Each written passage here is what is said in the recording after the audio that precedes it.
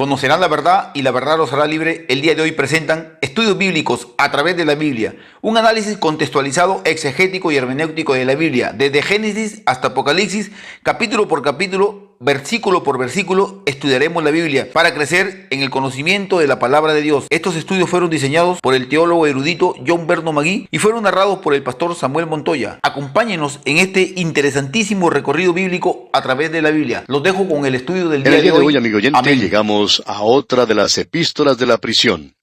En la última oportunidad en que estuvimos viajando por el Nuevo Testamento, vimos la carta a los Efesios. Ahora, esta carta a los Filipenses fue escrita al mismo tiempo que la carta a los Efesios, y era una de las 4 epístolas que mencionamos en esa ocasión, que se llamaban las epístolas de la prisión, porque fueron escritas por el apóstol Pablo durante el tiempo que él estuvo en prisión en Roma. Ya hemos visto la carta a los Efesios, y ahora nos toca observar la epístola a los Filipenses. Luego veremos lo que nos dice Colosenses, y por último tendremos la pequeña carta a Filemón. Esta epístola que Pablo escribe a los Filipenses es una de las cartas más hermosas que él haya escrito. No tiene ninguna crítica contra la iglesia de Filipos, y parece que las cosas andaban muy bien en ese lugar. Él tenía una relación muy personal, cercana, podríamos decir íntima, con esta gente. Si nos atenemos a lo que dice esta epístola, Pablo se sentía más cercano a la iglesia de Filipos que a cualquiera otra iglesia que él fundó. Y las personas en Filipos parecen haberle amado a él mucho más que cualquier otra iglesia. Y como resultado, tenemos esta carta que es algo selecto. Pablo visitó Filipos durante su segundo viaje misionero. Usted recordará que Pablo y Bernabé habían tenido una división a causa de la diferencia de opinión en cuanto a Juan Marcos. Pablo, más adelante, cambió su punto de vista en cuanto a Juan Marcos, y entonces pudo decir de él: «Toma a Marcos y tráele contigo, porque me es útil para el ministerio». Pero en este segundo viaje misionero, Pablo no quiere saber nada de tener a Juan Marcos con él, porque él había demostrado cierta cobardía y quería regresar a su hogar cuando ellos se encontraban en Asia Menor. Y aquí Pablo continúa con su viaje.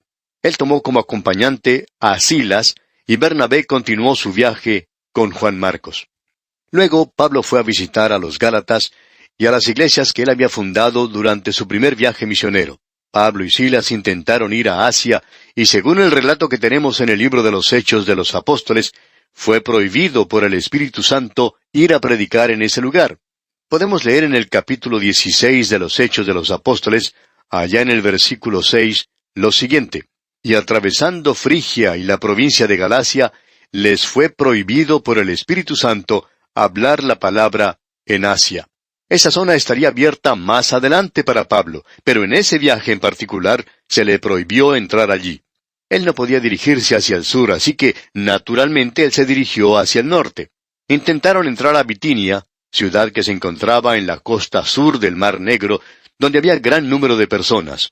En esa zona se encontraba una población formada en su mayoría por judíos, ya que en ese lugar existían muchas colonias de ellos, en lo que hoy llamamos Turquía. En aquellos días se llamaba Bitinia, y era un lugar de veraneo. Tenía un clima muy hermoso. Hablando honradamente, el clima de ese lugar durante el verano era algo insuperable. Se nos dice nuevamente que Pablo intentó ir a ese lugar, pero el Espíritu no se lo permitió.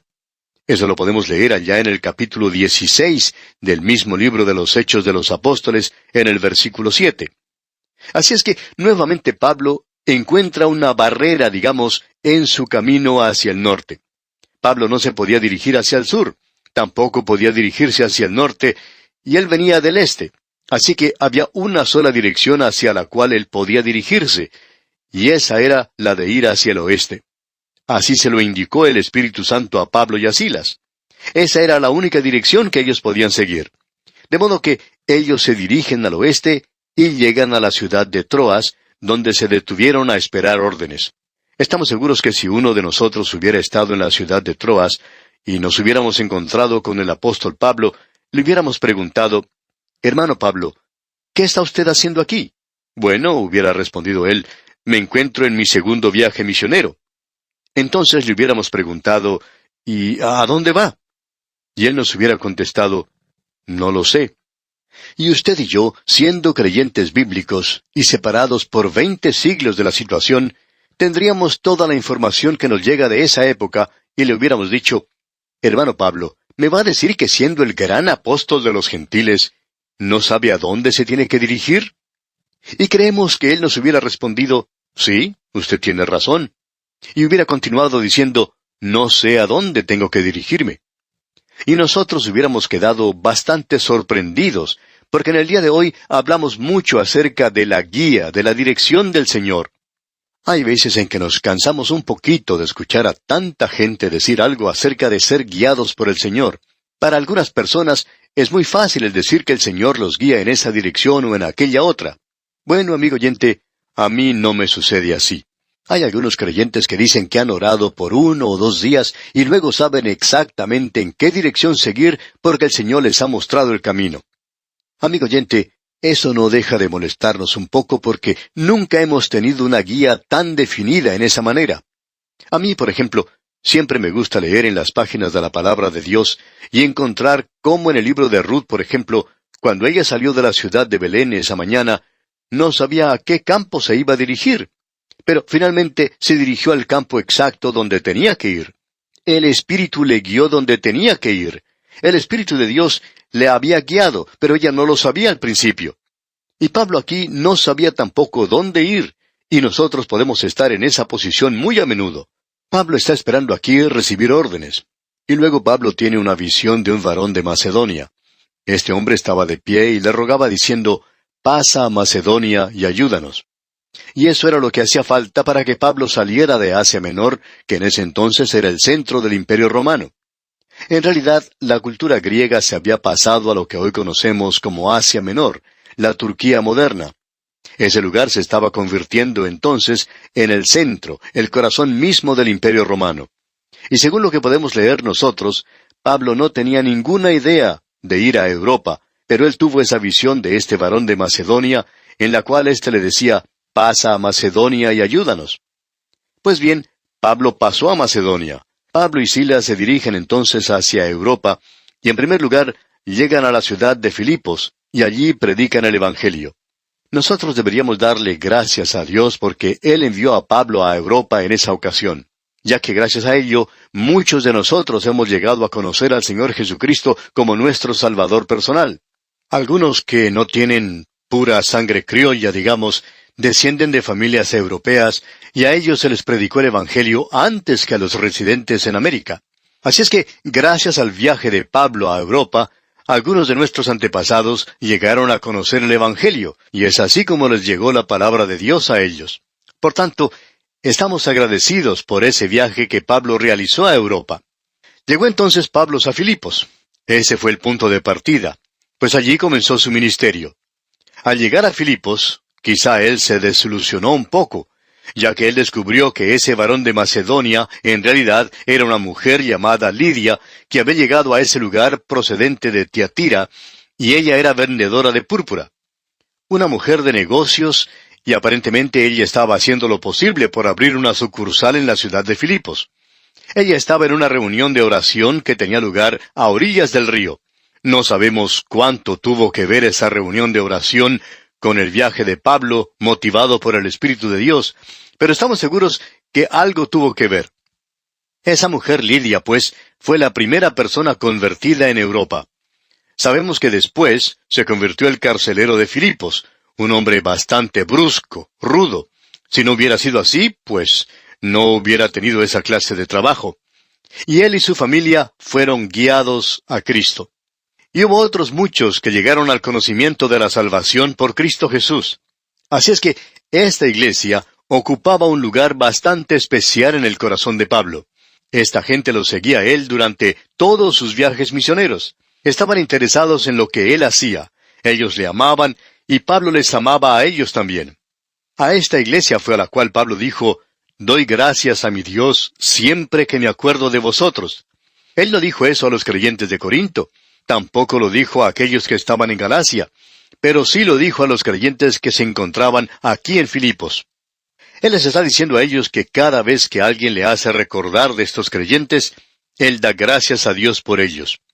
Estas eran personas, pues, maravillosas, y Pablo les amaba en gran manera, y ellos también le amaban a él. Ahora, esos creyentes perdieron de vista a Pablo por algún tiempo, cuando él fue arrestado en Jerusalén, y por 2 años no sabían lo que le había ocurrido. Luego se enteraron que Pablo estaba en la cárcel en Roma. Ellos se sintieron muy conmovidos por esto. Estamos seguros que enseguida organizaron una reunión de oración y recibieron una ofrenda para enviarla al apóstol Pablo. Ellos le hicieron llegar su simpatía y también enviaron como mensajero a su propio pastor, Epafrodito. Él llega donde está Pablo, llevando la ofrenda de ellos y el mensaje. De modo que Pablo escribe esta epístola a los filipenses a modo de nota de agradecimiento. Él no tiene ninguna doctrina que corregir como lo tuvo que hacer en la carta a los Gálatas.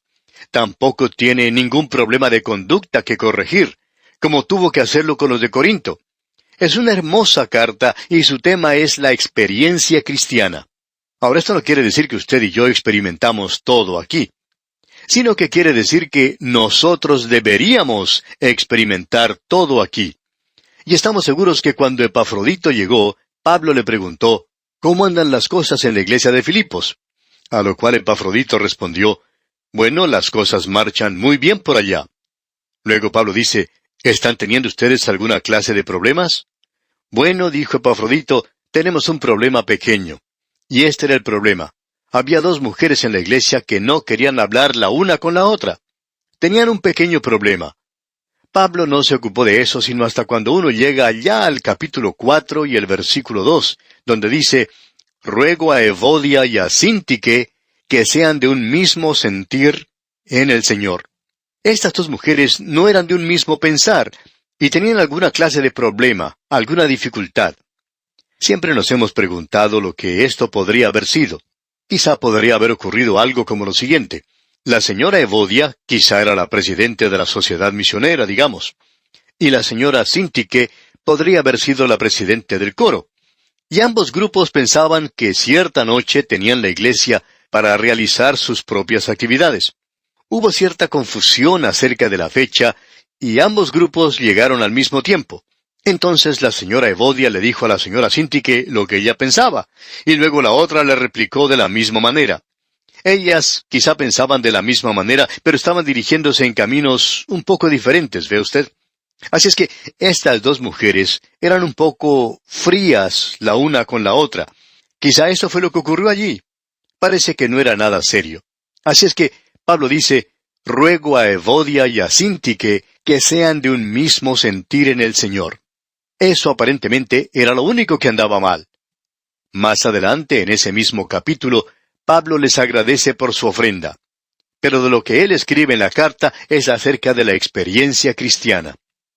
Ahora, en el capítulo 1 de esta epístola a los Filipenses, encontramos la filosofía de la experiencia cristiana, o la podríamos llamar del vivir cristiano. Y eso me gusta más. Tenemos la filosofía del vivir cristiano. Luego, en el capítulo 2, encontramos la norma del vivir cristiano. En el capítulo 3 tenemos el premio o el galardón por el vivir cristiano. Y luego en el capítulo 4 encontramos el poder para el vivir cristiano. Así es que tenemos ante nosotros una epístola maravillosa. Y es una de las epístolas de la prisión que llevó de regreso Epafrodito a la iglesia de Filipos. En el día de hoy queremos por lo menos asomarnos al umbral de esta epístola y encontramos, como ya hemos dicho en el capítulo 1, la filosofía para el vivir cristiano.